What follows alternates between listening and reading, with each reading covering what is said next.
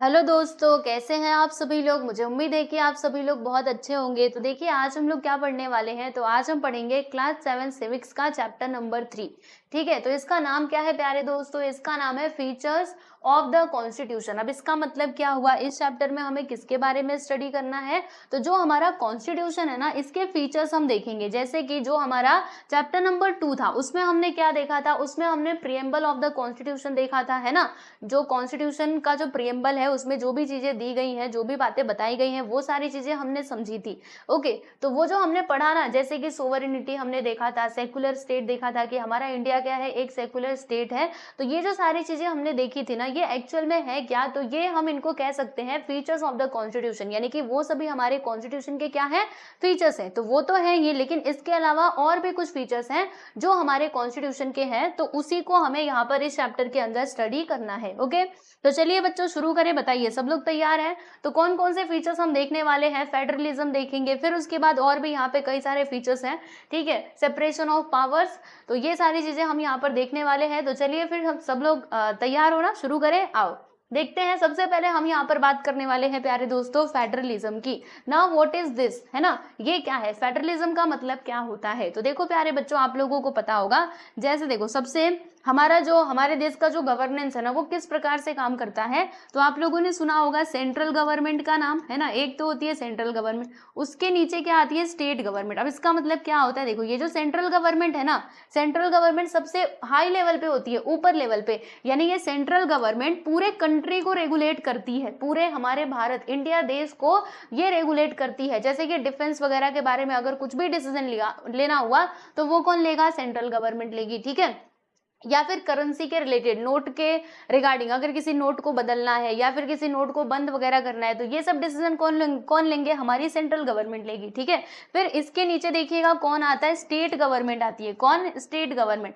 जैसे अभी आप महाराष्ट्र स्टेट में हो, है ना? तो हमारे महाराष्ट्र स्टेट का कोई ना कोई मुख्यमंत्री है। ठीक है, ठीक उसी प्रकार से मध्य प्रदेश का अगर आप ले लोगे, एमपी का, तो वहां पर भी कोई ना कोई मुख्यमंत्री है। यानी राज्यों में क्या होता है, जो हमारे स्टेट है वहां पर स्टेट गवर्नमेंट होती है, और जो हमारा पूरा भारत देश है उसका एक मेन गवर्नमेंट होता है, जिसको हम क्या कहते हैं? Central government. ओके, तो जो हमारे देश का कायदा कानून है ना, वो इस प्रकार से दो लेवल पे मेनली काम करता है। एक तो सेंट्रल गवर्नमेंट, और उसके नीचे आ जाता है स्टेट गवर्नमेंट। तो यहाँ पे आप देख रहे हो ना, होता क्या है कि सबको अलग अलग अपना अपना अधिकार क्षेत्र दिया गया है। जैसे सेंट्रल गवर्नमेंट को पूरे देश को रेगुलेट करना है, ये जो स्टेट गवर्नमेंट है वो अपने एक पर्टिकुलर स्टेट को ही रेगुलेट करेगी, है ना?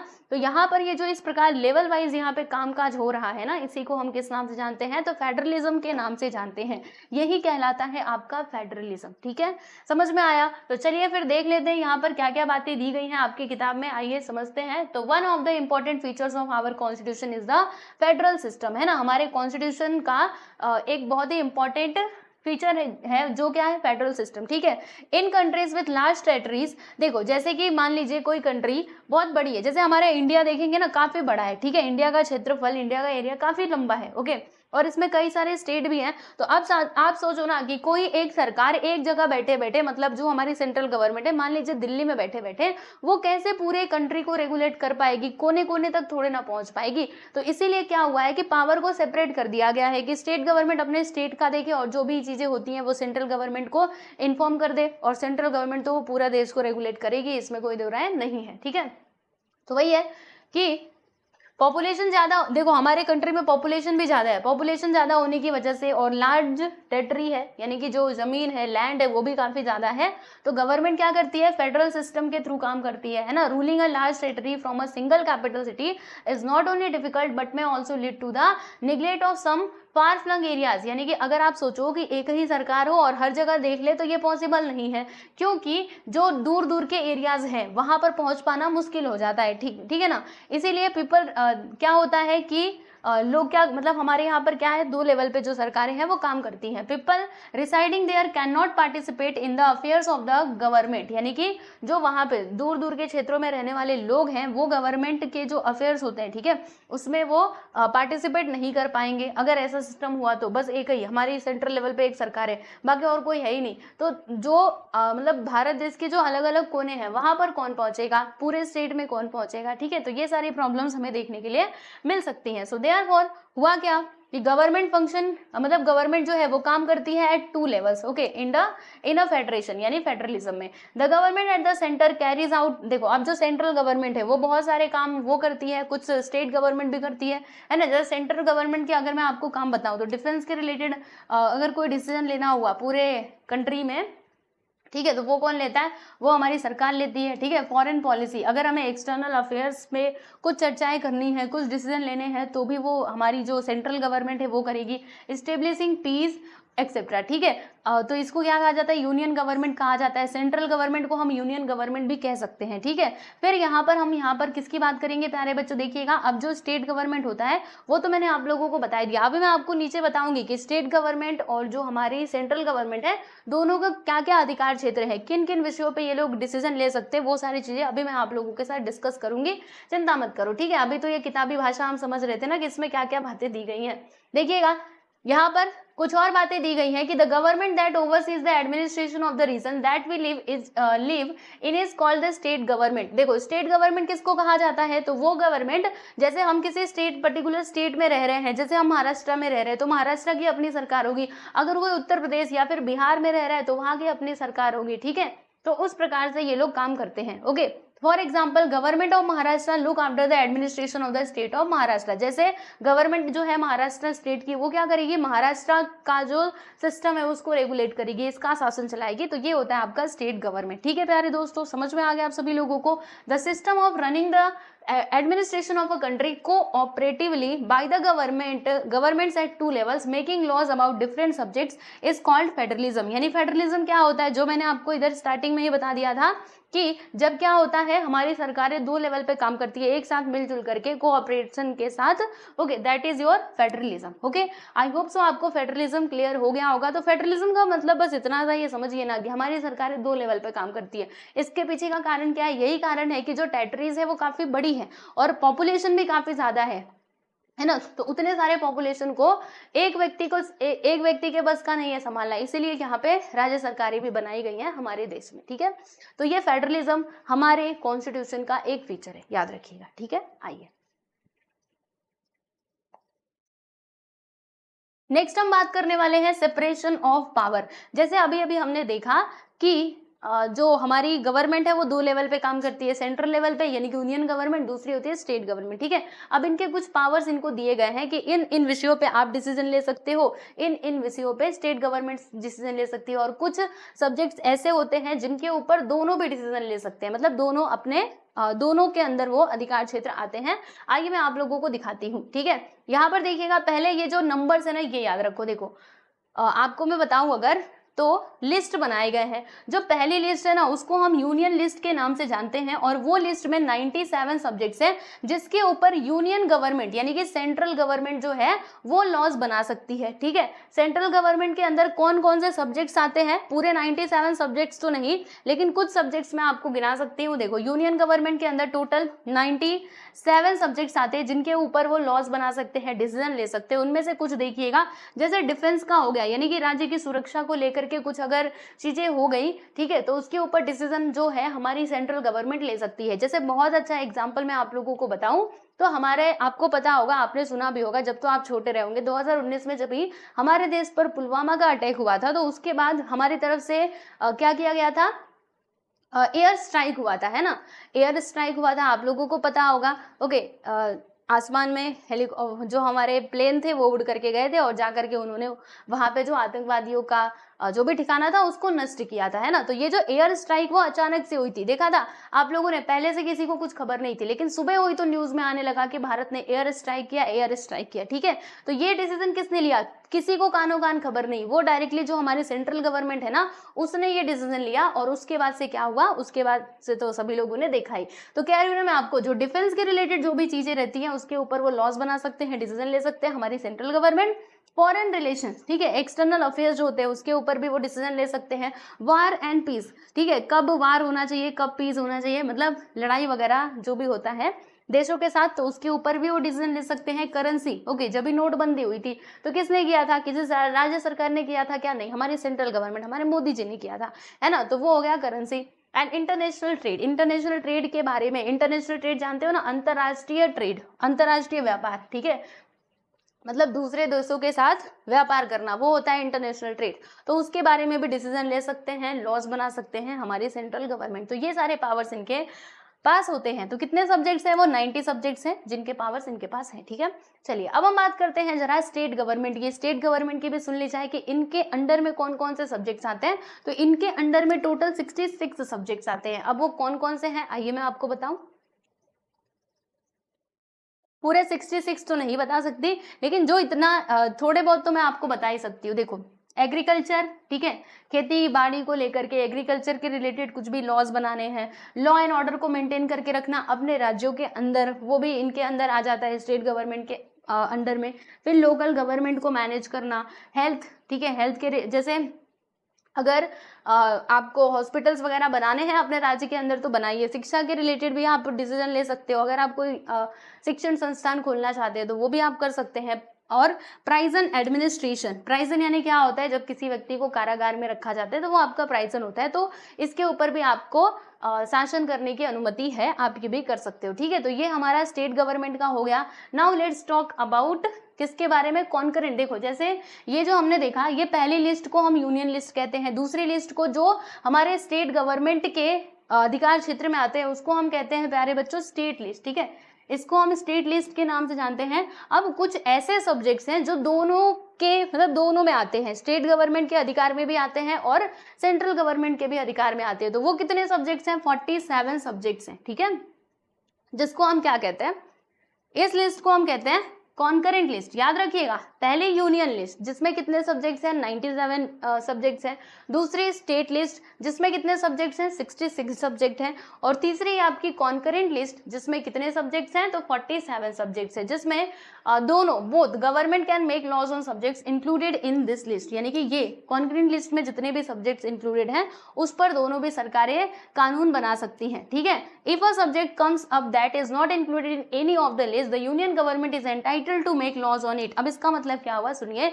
जैसे देखो, हम लोगों ने देखा स्टेट लिस्ट, यूनियन लिस्ट और कंकरेंट लिस्ट भी देख लिया। ठीक है, अब मान लो कोई ऐसा सब्जेक्ट है जो इन लिस्ट में शामिल ना किया गया हो, तो अब उसके ऊपर कानून कौन बनाएगा? स्टेट गवर्नमेंट बनाए या फिर सेंट्रल गवर्नमेंट बनाए? सवाल तो उठेगा ना। तो ऐसे कंडीशन में जो हमारी सेंट्रल गवर्नमेंट है, यूनियन गवर्नमेंट, वो उस विषय के वो उस सब्जेक्ट पर लॉज बना सकती है। ठीक है, उसके पास ये अधिकार है। एंड वो पावर को क्या कहा जाता है? रेसिड्यूरी पावर कहा जाता है, याद रखिएगा।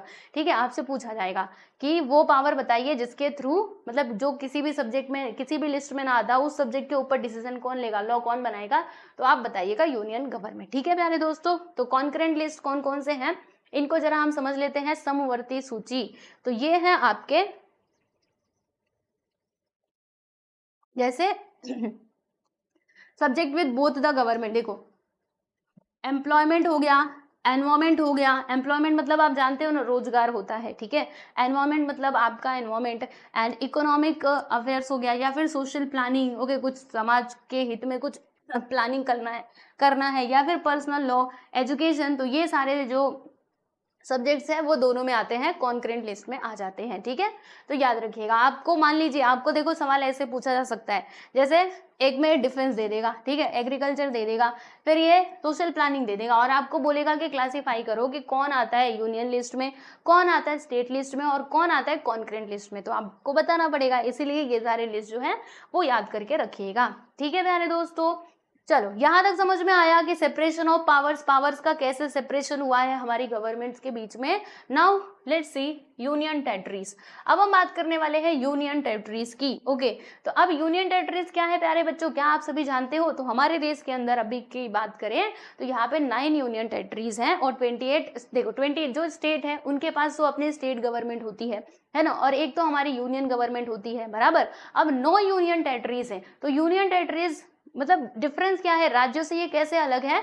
तो देखो, ये जो यूनियन टेरिटरीज होते हैं ना, यहाँ पर किसका शासन चलता है? तो यूनियन गवर्नमेंट का शासन चलता है। ठीक है, याद रखिएगा। जैसे मान लो यहाँ पर मैं आपको बताऊं तो ये है महाराष्ट्र स्टेट। ठीक है, अब महाराष्ट्र स्टेट में किसका शासन चलेगा, कौन सारी चीजों को मेंटेन करेगा? तो जो हमारी महाराष्ट्र की प्रेजेंट में गवर्नमेंट है, जो सरकार में चुन करके आए हुए हैं, वो आकर के यहाँ पर शासन चलाएंगे, सारी व्यवस्था को देखेंगे। लेकिन अगर कोई यूनियन टेरिटरी है, जैसे लक्षद्वीप हो गया, या फिर दमन या फिर दीव हो गया, ठीक है, तो वहां यहाँ पर अपना शासन कौन चलाएगा, तो जो हमारी यूनियन गवर्नमेंट है वो चलाएगी। ठीक है, तो देखिएगा इंडिया में एक यूनियन गवर्नमेंट है, बिल्कुल, सेंट्रल गवर्नमेंट तो एक ही है, 28 स्टेट गवर्नमेंट्स हैं, और जो यूनियन टेरिटरीज है ना वो कितने हैं, 9 है। कौन कौन से हैं प्यारे बच्चों, देखिएगा, देखो न्यू दिल्ली है, नई दिल्ली, ये एक यूनियन टेरिटरी हो गई।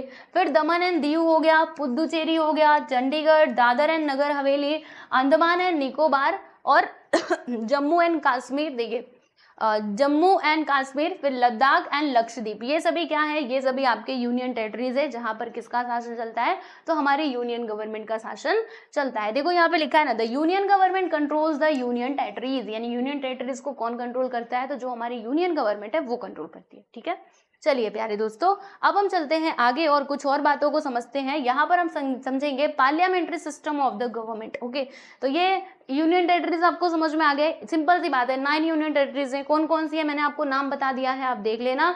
और यहाँ पर शासन किसका चलता है, यूनियन गवर्नमेंट का शासन चलता है, दैट इज टू सिंपल। ठीक है, now let's see parliamentary system of the government. अब ये क्या है, parliamentary system of the government, आओ मैं आपको बताऊं। देखो, the Indian constitution has provided, एक बात बताओ, देखो हमारा जो इंडियन कॉन्स्टिट्यूशन है उसने हमें प्रोवाइड किया है पार्लियामेंट्री सिस्टम ऑफ गवर्नमेंट। जैसे हम जिसको चुन करके भेजते हैं वो पार्लियामेंट में जाते हैं और वहां पर जाकर के सारी चर्चाएं होती हैं, डिसीजन होते हैं और फिर वहां पे लॉज जो है वो बनाए जाते हैं। ठीक है, और ये जो हमारा पार्लियामेंट होता है ना, उसी के अकॉर्डिंग जो मंत्रिमंडल है, जो मिनिस्टर्स की पूरी मतलब मिनिस्ट्री होती है ना, तो वो सब यहीं से चुने जाते हैं, पार्लियामेंट से ही चुने जाते हैं। और अगर कोई भी ऑफिसर जिसको चुन करके भेजा गया है ओके सरकार में, अगर वो ठीक से काम नहीं करते हैं तो उनको किनको जवाब देना पड़ता है, तो पार्लियामेंट को जवाब देना पड़ता है। ठीक है, कि पार्लियामेंट उनसे ये पूछ सकती है कि आपने ये काम क्यों नहीं किया, क्या हुआ था, किस लिए नहीं किया, तो ये सभी के प्रति वो लोग रिस्पॉन्सिबल होते हैं। ठीक है, तो यहाँ पे हम जरा देख लेते हैं।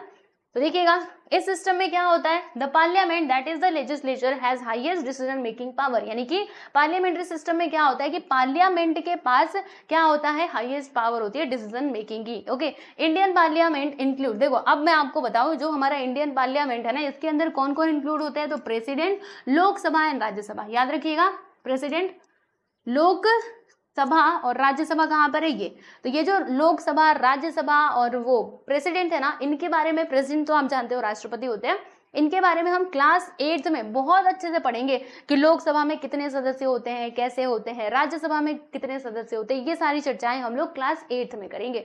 अभी क्लास 7th में बस आप इतना समझिएगा कि जो पार्लियामेंट्री सिस्टम है इसमें कौन कौन इंक्लूडेड होते हैं, तो राष्ट्रपति, फिर मतलब प्रेसिडेंट, लोकसभा एंड राज्यसभा। ठीक है, और द काउंसिल ऑफ स्टेट्स, फिर द काउंसिल ऑफ मिनिस्टर्स, यानी जो मिनिस्टर्स का पूरा काउंसिल होता है ना, that runs administration emerges from the Lok Sabha and is answerable to the Lok Sabha. सुनिए, लोकसभा के द्वारा ही क्या किया जाता है, जो काउंसिल ऑफ मिनिस्टर होता है इनको चुना जाता है और ये लोग ना लोकसभा के प्रति रिस्पॉन्सिबल भी होते हैं, यानी अगर ये लोग अपना काम ठीक से नहीं करते हैं तो उनको जवाब देना पड़ेगा लोकसभा में। ठीक है, तो ये है parliamentary system of the government, right. फिर in parliamentary democracy the discussion and debates that take place in the parliament have great significance, यानी पार्लियामेंट में जो भी डिबेट्स होते हैं, जो भी डिस्कशन होते हैं, वो बहुत ही इंपॉर्टेंट होते हैं पार्लियामेंट्री सिस्टम में। ओके, चलिए बच्चों, अब हम बात करते हैं इंडिपेंडेंट जुडिशरी की, जो कि बहुत ही इंपॉर्टेंट है। मैंने आपको बताया था ना पिछले चैप्टर में कि हमारे कॉन्स्टिट्यूशन ने 2 चीजों को एकदम स्वतंत्र रखा है, मतलब उसके ऊपर किसी भी सरकार का दबाव नहीं है, मतलब वो अपने हिसाब से डिसीजन लेंगे। जैसे कि पहला हो गया हमारा इंडिपेंडेंट जुडिशरी, यानी कि जो हमारे कोर्ट्स है, जैसे कि सुप्रीम कोर्ट हो गया, हाई कोर्ट हो गया, या फिर जो भी हमारे लोकल कोर्ट्स है वो हो गए। और दूसरा होता है इलेक्शन कमीशन, जो हमारे देश में इलेक्शन करवाते हैं। ये दोनों क्या है, ये इंडिपेंडेंट है, ये अपने स्वतंत्र रूप से काम करते हैं, किसी भी सरकार का जो पावर है वो इनके ऊपर काम नहीं करता, क्योंकि हमारे कॉन्स्टिट्यूशन ने इनको राइट दिए हैं। तो आइए समझते हैं। The Indian constitution has created, Indian constitution ने क्रिएट किया है independent judiciary. The disputes that, देखो जुडिशरी में क्या होता है, जो हमारे कोर्ट्स होते हैं वहां पे क्या होता है, जिसको लोग म्यूचुअली यानी आपस में कोई भी डिसीजन है उसको नहीं सुलझा पाते हैं, कोई झगड़ा झंझट है, तो वो क्या करते हैं, कोर्ट में जाते हैं और कोर्ट में जाकर के अपील दायर करते हैं कि हमारी ये प्रॉब्लम है, जमीन का विवाद चल रहा है, या फिर इसने मेरे साथ धोखा किया है, तो ये सारी चीजें वो लोग वहां पर बताते हैं। तो कोर्ट क्या करती है, दोनों पार्टीज को अच्छे से उनकी बातों को सुनती है, फिर उसके बाद उनको सही न्याय दिया जाता है, जो गलत है गलत उसको सजा दी जाती है, जो जो गलत नहीं है उसको बरी कर दिया जाता है, ठीक है। यानी यहाँ पे जो जजमेंट हमारी ये दे रही है, कोर्ट जो जजमेंट दे रही है ना, वो इम्पार्शियली देती है, मतलब यहाँ पे किसी के साथ भेदभाव नहीं किया जाता। ओके, आपका अगर सबूत आपके खिलाफ है तो आपको सजा मिलेगी, और अगर सबूत आपके फेवर में है तो आपको सजा नहीं मिलेगी, सिंपल सी बात है। जो हमारा ये है जुडिशरी सिस्टम, वो सबूतों के ऊपर काम करता है। अगर सबूत प्रूफ आप लेकर के आ रहे हो देन आपको कोई सजा नहीं दी जाएगी, ठीक है। The constitution has made several provision to ensure that the judiciary remains more and more independent, यानी कि जो हमारा कॉन्स्टिट्यूशन है ना, इन्होंने प्रॉपरली बहुत सारे कानून वगैरह बनाए हुए हैं जिससे जो हमारा जुडिशरी सिस्टम है वो बिना किसी भेदभाव के काम कर पाए, इसके ऊपर किसी का भी दबाव ना पड़े, ठीक है। इसीलिए क्या होता है, देखो जो हमारे कोर्ट में जजेस होते हैं ना, उनको कौन अपॉइंट करता है जानते हैं आप लोग? उसको कोई सरकार अपॉइंट नहीं करता, बल्कि उसको अपॉइंट करते हैं हमारे प्रेसिडेंट साहब।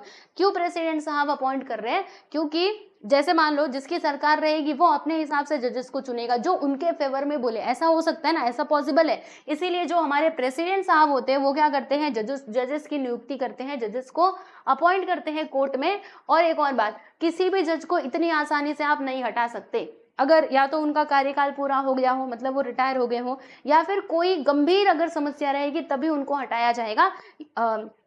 आप ना उनको आसानी से उनके पद से नहीं हटा सकते, ठीक है। तो ये है आपका इंडिपेंडेंट जुडिशरी जो हमारे कॉन्स्टिट्यूशन ने हम लोगों को प्रोवाइड किया है। Now let's talk about single citizenship. अब ये क्या है सिंगल सिटीजनशिप? सिंपल सी बात है, हम सभी भारत के नागरिक हैं, बिल्कुल, तो हम सभी को भारत के द्वारा सिंगल सिटीजनशिप दी गई है। जैसे मेरे पास क्या है, वोटर आईडी कार्ड है ना, तो वो क्या बता रहा है कि मैं इस भारत देश की नागरिक हूँ, तो मुझे मतलब मुझे सरकार ने एक ही सिटीजनशिप दी है ना, 2 3 4 5 ऐसे थोड़े ना दिया है, एक ही है, ठीक है। तो वही है, the Indian constitution has granted a single citizenship to all Indians, है ना, सभी इंडियंस को सिंगल सिटीजनशिप दी गई है हमारे भारतीय कॉन्स्टिट्यूशन के द्वारा, दैट इज इंडियन सिटीजनशिप, ठीक है। भारत का हर एक नागरिक इंडिया का, मतलब इंडिया का ही नागरिक है ना, वही। अब चलो यहाँ पे कुछ और बातें करते हैं। Process of amending the constitution, यानी मान लीजिए कॉन्स्टिट्यूशन में अगर हमें कुछ अमेंडमेंट करने हैं, यानी उसके कुछ लॉज में, उसके कुछ आर्टिकल में अगर हमें चेंजेस करने हैं, ओके, तो वो कैसे हो सकता है? देखो आपको एक बात बताऊं, जैसे क्या होता है कि समय समय पर लोगों की जो आवश्यकताएं हैं, ऑब्जेक्टिव्स है, वो चेंज होते रहते हैं, ठीक है। तो इसीलिए क्या करना होता है कि जो हमारे आर्टिकल हैं या फिर लॉज जो हैं, उनमें कुछ ना कुछ चेंजेस करने की आवश्यकता पड़ती है। तो ये जो सारे चेंजेस है ना स्टूडेंट, वो क्या होता है, वो ऐसे ही, मतलब सरकार का दिमाग घूमा, उन्होंने बोला अरे ये आर्टिकल तो अच्छा नहीं है, इसको हमारे संविधान से हटा देना चाहिए। उन्होंने सोचा और जा करके हटा दिया? नहीं, ये इतना आसान नहीं है। क्या करना पड़ेगा? सर्वसम्मति से, यानी जब सारे लोग उस चीज को सपोर्ट करेंगे ना, हम इस आर्टिकल को हटाना चाहते हैं या फिर इसमें हमें ये चेंजेस करना है, इसमें हमें ये अमेंडमेंट करना है, तो सारे लोग पार्लियामेंट में, हमारी लोकसभा में जब सारे लोग उसको सपोर्ट करेंगे, ज्यादा मेजॉरिटी उसके फेवर में होगी, तब जाके किसी भी आर्टिकल में या फिर लॉ में चेंजेस किए जा सकते हैं, ठीक है। तो ये प्रोसेस इतना ज्यादा समझो, ये प्रोसेस बहुत ज्यादा डिफिकल्ट भी नहीं है और बहुत ज्यादा इजी भी नहीं है, ठीक है, मॉडरेट है। अगर आप करना चाहते हो चेंजेस तो करो, लेकिन सर्वसम्मति से करो, ठीक है। क्योंकि देखो अगर आप बार बार किसी भी लॉज में, कॉन्स्टिट्यूशन के अंदर आप बार बार उसमें चेंजेस करते रहोगे, अमेंडमेंट करते रहोगे, तो क्या होगा, लोगों के अंदर अविश्वास पैदा हो जाएगा कि ये सरकार तो अपने मनमाना व्यवहार कर रही है, जैसे मन किया बस वैसे मुंह उठा के मतलब चल दिए, और चल करके क्या कर रहे हैं कि किसी भी लॉ को बदल दिया। तो ऐसे नहीं चलेगा, ऐसे लोगों के मन में अस्थिरता आएगी, उनको मतलब उनका जो सरकार के प्रति विश्वास है ना, वो डगमगा सकता है। इसीलिए बहुत जरूरी है कि अगर आप कुछ चेंजेस करना चाहते हो तो बहुत सोच समझ करके करना चाहिए, ताकि बार बार ना चेंजेस करना पड़े, ठीक है। देखिएगा, there comes up a need to make changes, मतलब चेंजेस करने की जरूरत पड़ती है, क्यों, समय के हिसाब से, है ना।